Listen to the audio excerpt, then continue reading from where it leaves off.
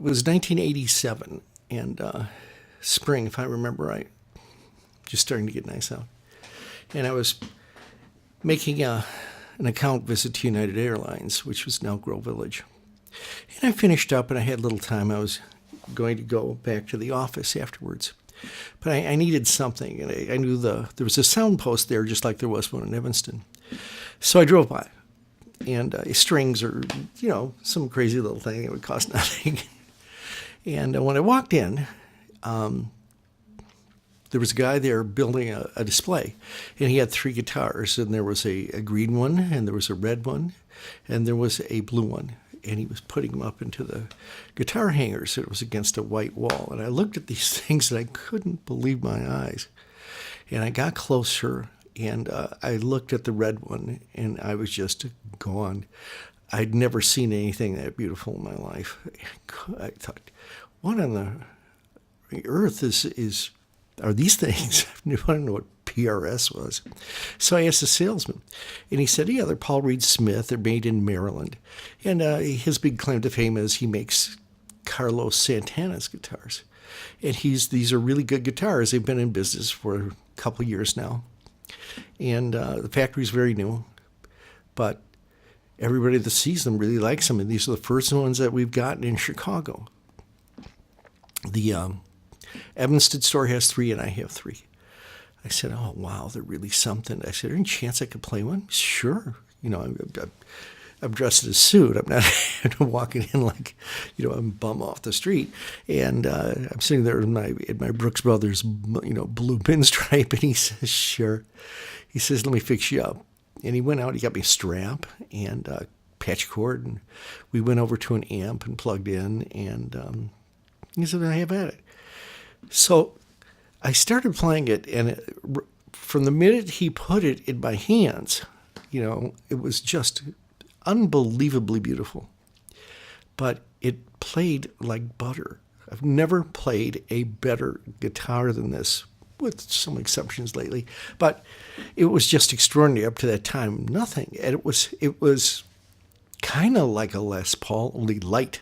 I owned Les Paul and I got rid of it. It was just too heavy, and it had all kinds of issues because it was made back when the Norland company had control of Gibson, and they were making Les Pauls out of balsa wood.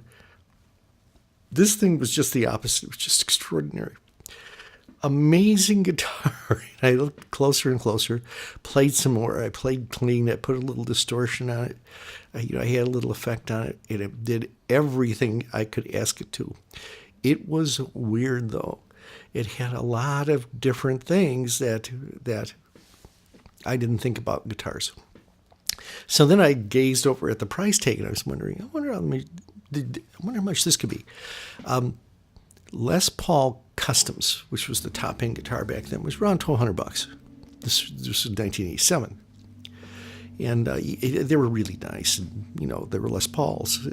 Sounded great, looked great, had the whole thing. Beautiful case, blah, blah, blah. The more I played this, the more I liked it. So I asked the guy to come over and have him tell me about it. And he proceeded to explain all these things that I never really considered that I had in my hands, but to me it was just a really, really great guitar. And then I looked at the price tag again, and it was $1,600. And I'm going, wow, that's big money for a guitar. Spending $12 on a Paul for me would be like a lot of money. Spending $16 on a guitar would be sort of kind of crazy, but I wanted it. So I played it some more, and I thought, well, I'm going to do some research on Paul Reed Smith. And I thanked the man very much, and I went back to the office, and I was doing some regular work, but I was trying to find out information on Paul Reed Smith. Impossible. It isn't like we had the internet, and we could go on and say, oh, PRS, give me everything. Hard to do. I looked in phone books. I did as much as I could possibly do. I couldn't find anything, not word one. I couldn't find a phone number. I couldn't find an address. I even knew where it was. The guy told me it was in Maryland or close to it. And, none of it made any sense. So I thought about it all night, and then I decided, This is one time I'm going to be extraordinarily good to myself. I was crazy about this guitar. It was like a love affair. You know, you meet that woman that or your spouse or your friend or whatever, and it's just the right one. And I said, that's it. I'm buying this. And the next day I went back and I bought it. And I've had it every day since then. Just an extraordinary guitar. I've done some crazy things with it. I took it to a guitar show with me. And this was maybe in the late 90s. So it was a little over 10 years old. They had come out. PRS had the Dragon and all that other cool stuff where they just basically, they put on a better finish and they decorate the fingerboard and they put dragons on it or whatever you want. Flowers and trees, it didn't matter. Those things don't make any difference in how it plays. But mine, since it was in the first couple of years that it was made, they all had special things. And the new ones had things called a 10 top. And you looked up at the top, and Paul Reed Smith would put in a little 10 at the top of the back of the headstock, saying this is a 10 top. Because for Paul Reed Smith, it wasn't all playability. It was how it looks. Everything was how it looks. You know, he had this magic that he could do with wood. You could give Paul Reed Smith the ugly stick and it would come back pretty. Just amazing things he could do. He had all these wild finishes. He had colors no other guitars had. He had depth. He was using real deal wood way before it was kind of popular to do that, which is why I just went crazy over mine. So I go back the next day and I bring some money. I wound up selling it or getting the deal for $1,500. He gave me $100 off. I said, well, that's only $300 more than I would want to pay, and probably I could have gotten a better deal than Les Paul, but you know how that goes. And I have never seen another one of these. I didn't know where they were, and if there were only 3 in Chicago, I wanted one of them. So I buy the darn thing, and this is absolutely true. I'll tell you the truth. I buy it. I bring it home. I put it under my bed.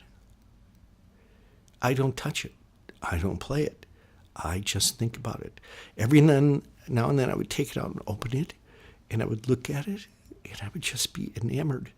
And then I would close it back up. I didn't play it for over a year after I bought it. I just knew I had it, and that was good enough for me. And then I bought a Mesa Boogie.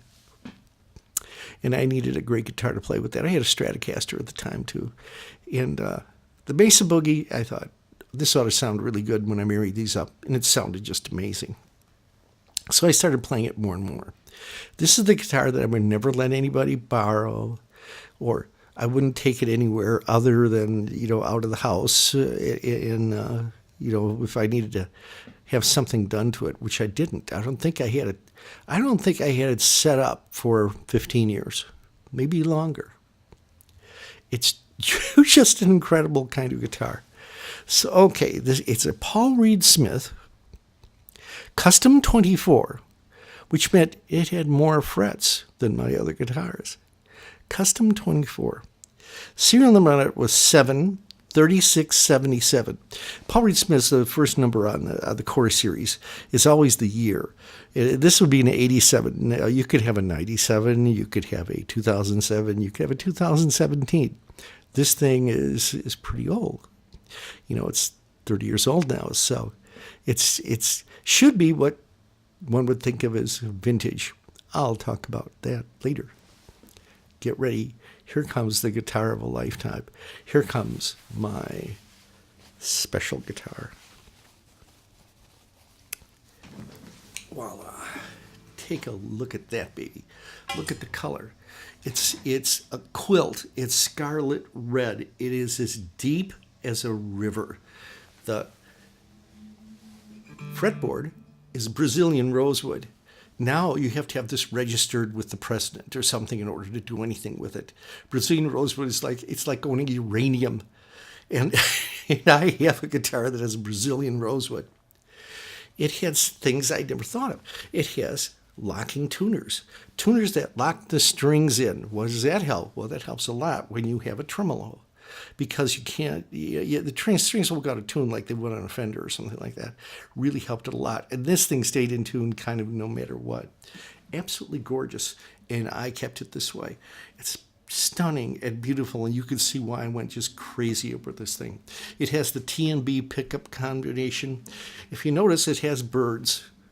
And at the end of the headstock, which I think you can see, right down here, okay, that last one is an owl, and that denotes that it's a custom 24. There's 24 frets.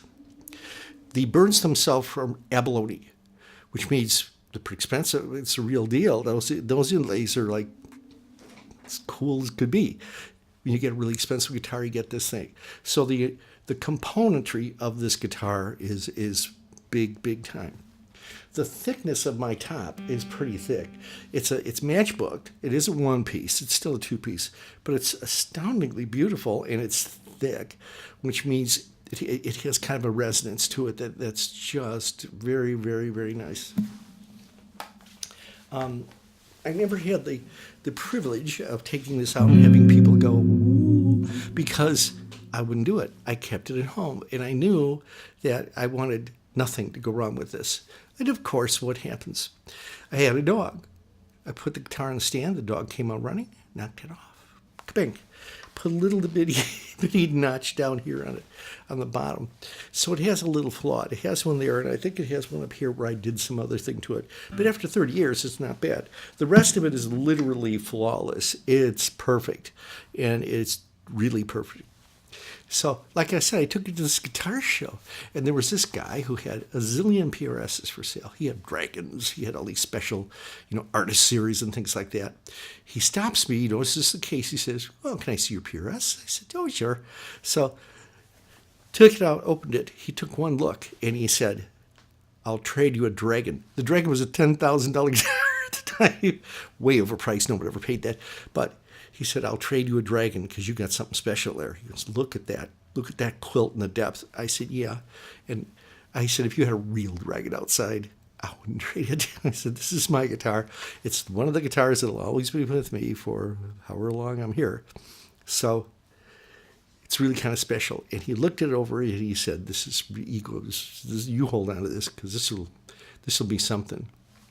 Well, that prophecy didn't exactly work out for either of us, but I didn't particularly care because if you're not selling it, if you're not getting rid of it, what do you care how much it's worth?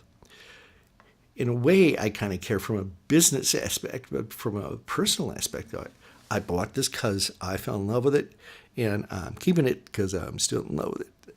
It is my guitar. How's it sound? Well, another thing that it had, most guitars have a flip. They have a switch, 3-way or 5-way, and you click, click, click, click, click. You have the pickups work in conjunction with some kind of methodology that's connected to the switch. Well, this one has a round switch. It has a selector, so that back knob there is a selector. That works as a 5-way switch. The little bitty thing is a fat switch. So you get 10 different sounds out of this. I like 2 of them. See, they changed this one, so it's a little bit special, and they wanted it to sound more like a Strat, which is sort of silly, I guess the idea was by PRS that he wanted to make a guitar that was like half Fender and half Gibson, and it would be a PRS.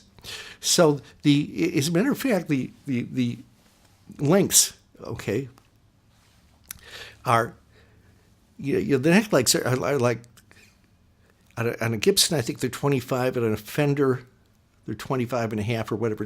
And this thing's right in the middle. It's 25 and a quarter. The Gibson has always had tuning problems because of the length.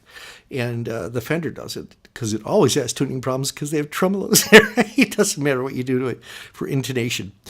This thing, I think it's a Phaeton system, and it has wonderful intonation. It's always stayed in tune for years, 15 years. It was just extraordinary. And I could always play it, and it always was really pretty, and really every string and every note rang out and would ring out and just sort of stay. It's just a great guitar to play. You could do anything you wanted to it.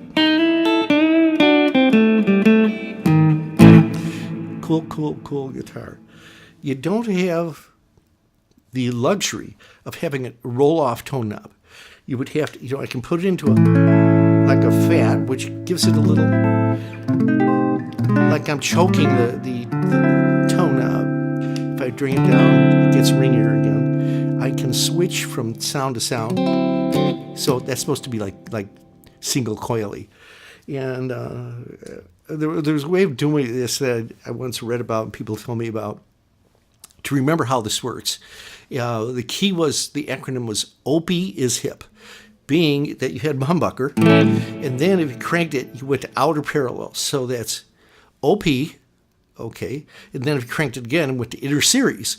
So that would be IS, so that's OP is, H would be humbucker again, and then inner parallel, that's IP. So that's OP is hip, and depending on where you have it. So that's how you remembered it. I just would crank it until I kind of got to a place I liked it. Very, very kind of cranky.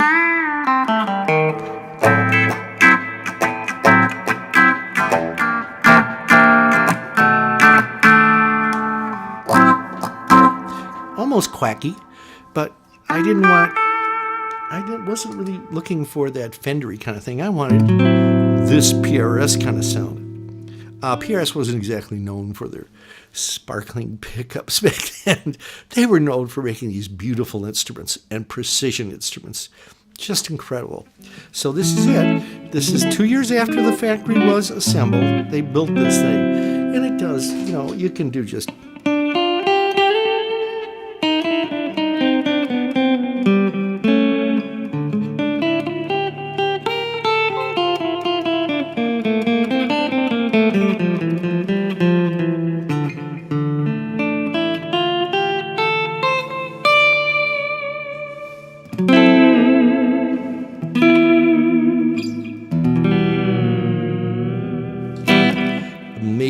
Amazing guitar.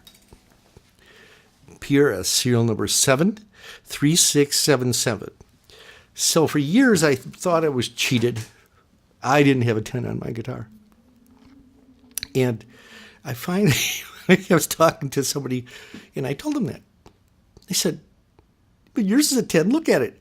I say, yeah, I can look at it, but if somebody else looks at it, they say, first thing they say is, there's no 10 on your neck. That's no 10. I'd say, but it is 10. And we go into arguments. He said, have someone pull that pickup out of the pocket.